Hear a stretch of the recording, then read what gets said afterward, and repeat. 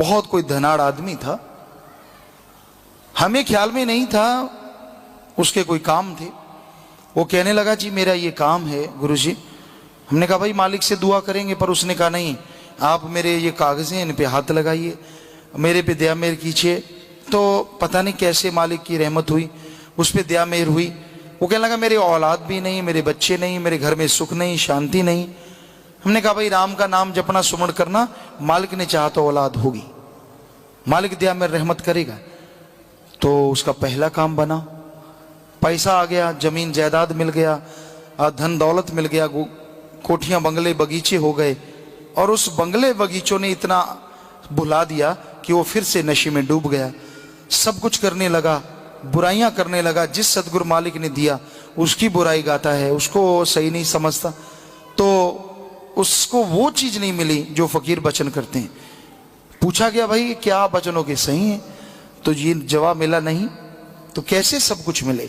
तो आदमी दाता पुल दाता नाल प्यार पा लिया, दाता को भूल जाता है और दाते जो उस मालिक की दिया हुआ सामान है उसके साथ प्यार हो जाता है।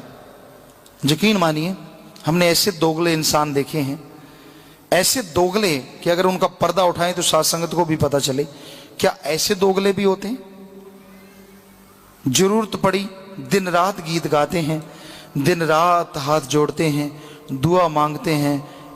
और आपने ये भी हमने सुना कि गुरु ही नहीं वो भगवान कहते, नहीं आप तो भगवान हैं, आप तो सब कुछ कर सकते हैं, आप तो जी सब कुछ। हम कहते नहीं भाई हम तो दास हैं, हम तो चौकीदार हैं, आप तो जुतियों में बैठने को तैयार। ना ना ना ना, हमारे लिए तो भगवान है, हमारा सब कुछ है, दीन ईमान है। और जैसे अपना काम निकल गया, सांप के बच्चों ने सांप वाला काम करना ही था, एकदम से मुंह फेर लिया। जो दिन रात गुण गाया करते थे उनके लिए उनको ऐसे लगना लगा कि ये जो भगवान मालिक जिसको हम कहते थे ये शायद पता नहीं हमारा नुकसान करता है। भूल गए किए गए परोपकारों को। तो ऐसे लोग जब एक बार तो चलो मालिक को झांसा देने में कामयाब हो जाए, किसी फकीर के भोलापन, या उसको ये सोचे कि शायद फकीर को मैंने बुद्धू बना दिया, शायद उसके कर्म थे जो वो चरम सीमा पे पहुंच गया।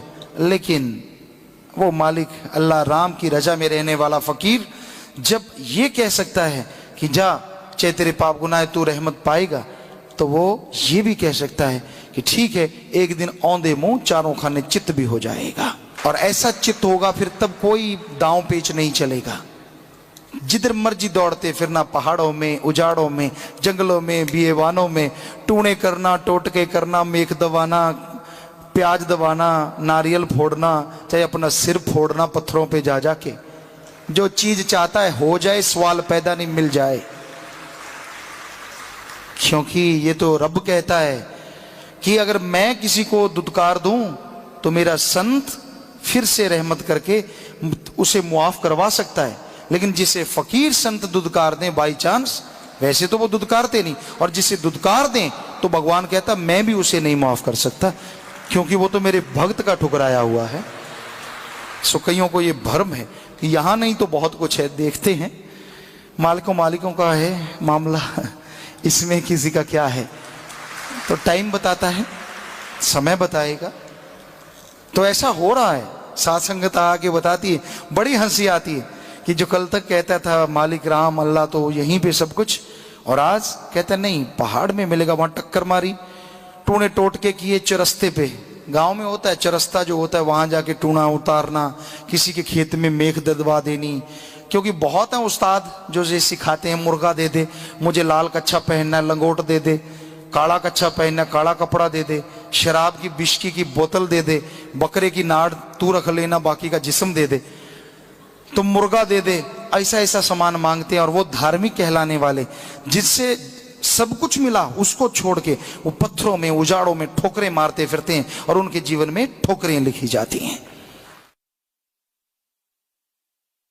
तो ऐसा नहीं करना चाहिए। पर जिसका विनाश काले विपरीत बुद्धि, जब आदमी के कर्म खोटे हो जाते हैं, बुरे हो जाते हैं, तो फिर उसकी बुद्धि विवेक भी विपरीत हो जाता है, उल्टा हो जाता है। वो किसी संत पीर फकीर की नहीं मानता। बिगड़ा मन गुरु का ना पीर का।